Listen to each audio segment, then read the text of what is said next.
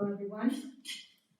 It is my honor to address you this evening at the opening of the 52nd Annual Scholars Conference on the Holocaust and Churches. As David said, I'm here as a proud representative of my mother, Dr. Marcia Sachs, Littell, who deeply regrets that she is unable to be here herself this evening. She was truly looking forward to being here with so many longtime friends, colleagues, former students, all of you who are here this weekend. Now, I'm sure I will speak with many of you during the course of my time here, but just to allay any concerns, because some of you have already expressed these to me, Mom is well and thriving in Tucson.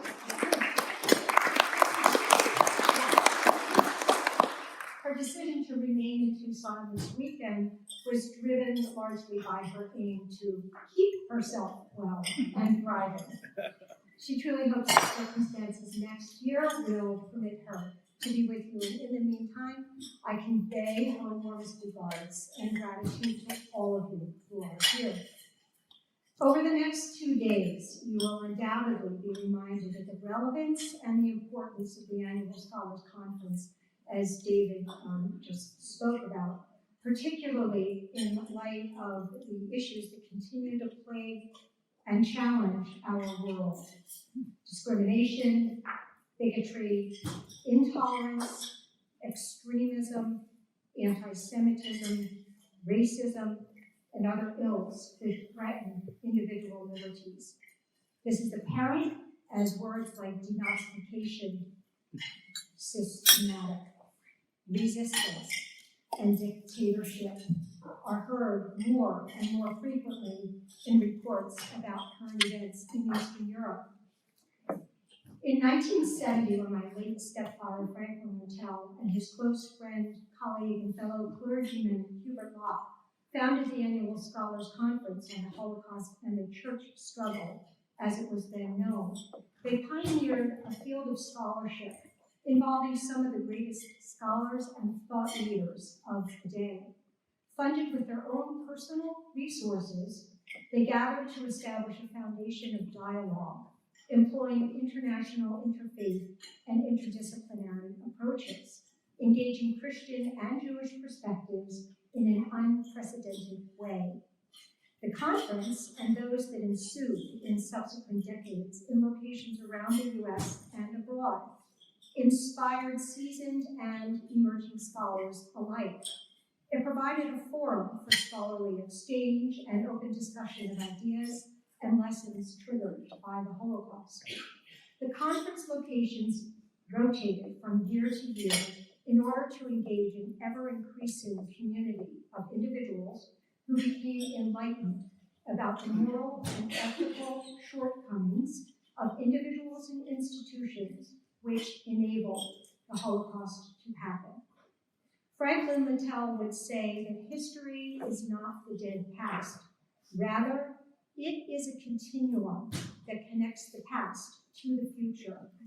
In this way, it is fitting that the Ackerman Center for Holocaust Studies is now the permanent home for the Annual Scholars Conference. When David Patterson broached this idea with the board of the Annual Scholars Conference, it did not take long for them to be persuaded that the conference belonged at UTD. With its motto of teaching the past, changing the future, and ultimately five endowed chairs, the Ackerman Center was a clear choice to run the conference, especially with the leadership of Dr. Niels Romer, who immediately realized this superb fit. It was, as Jews said, a shidduch. Right time, right place, right focus, right people.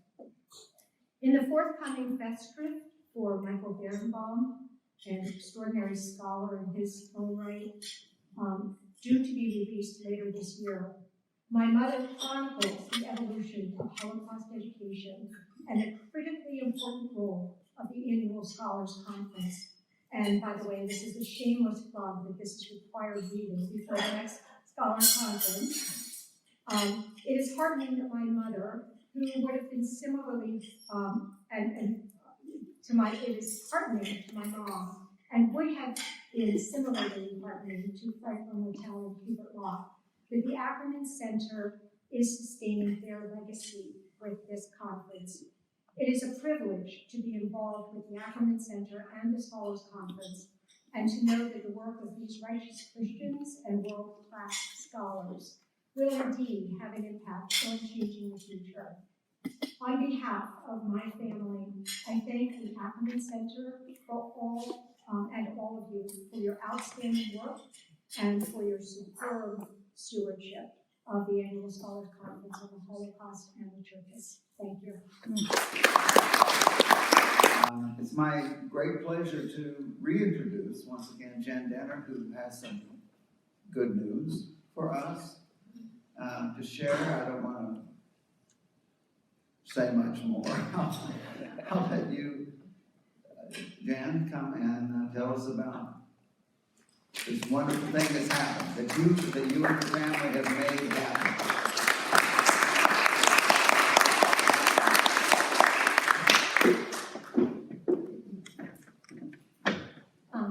Me again. Thank you, David.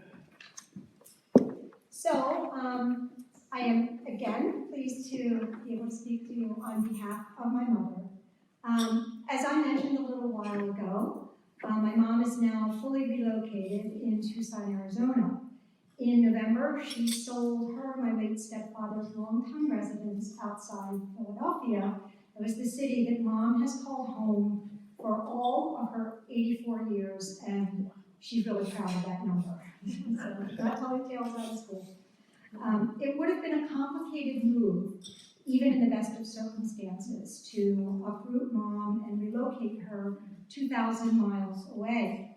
But Mom's move was definitely further complicated by the books that anyone who has ever visited her home can attest to find her decor.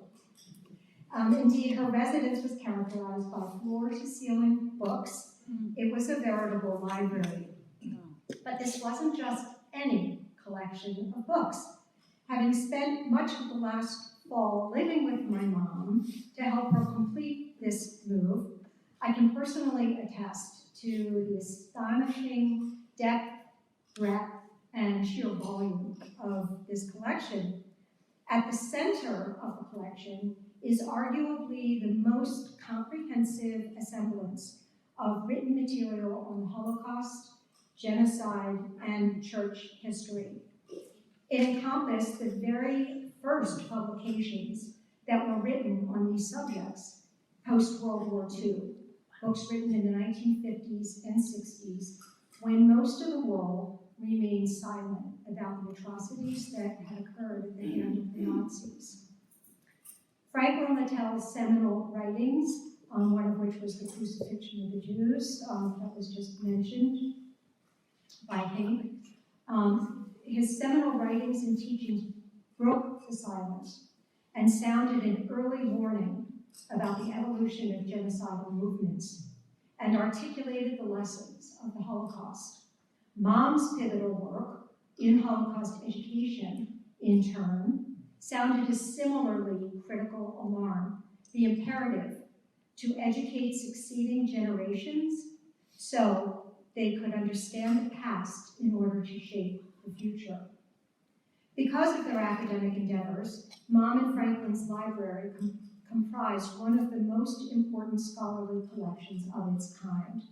It contained the thoughts, perspectives, and teachings of the courageous intellectual pioneers whose words and publications would educate and inspire an emerging generation of scholars. Its contents awakened the consciousness of educators, clergy, political leaders, and citizens around the world to take ownership, speak out, and act.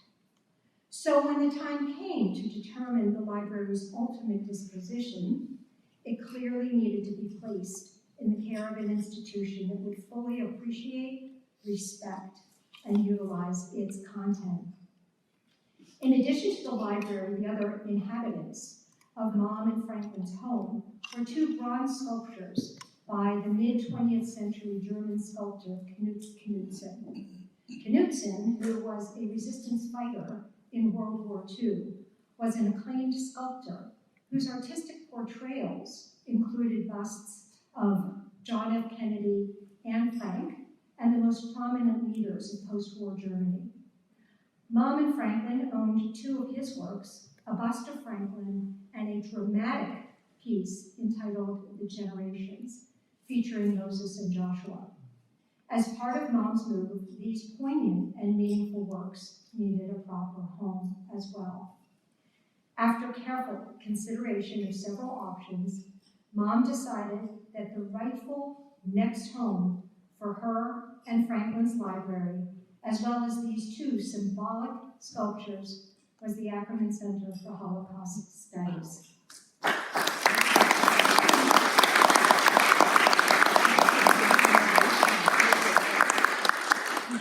She felt, and she knew, that Franklin would agree that the Ackerman Center's prominence, both nationally and internationally, as one of the most dynamic and robust centers of its kind, was the ideal location for these cherished possessions. With the center's commitment to teaching the past, changing the future, and its momentum as a singularly outstanding Holocaust center dedicated to interdisciplinary, interfaith, and international learning, as well as its oversight of the annual Scholars Conference on the Holocaust in the Churches, she could not imagine a better place. But with a collection of nearly 5,000 print and multimedia items and two pieces of bronze fine art, executing such a move is easier said than done. Fortunately, the Ackerman Center Director, Dr. Niels Romer, the center's development executive, Holly Leori, and their UTD colleagues responded with speed and enthusiasm. We owe great thanks to them for their attention and perseverance, which enabled us to reach this exciting moment here today.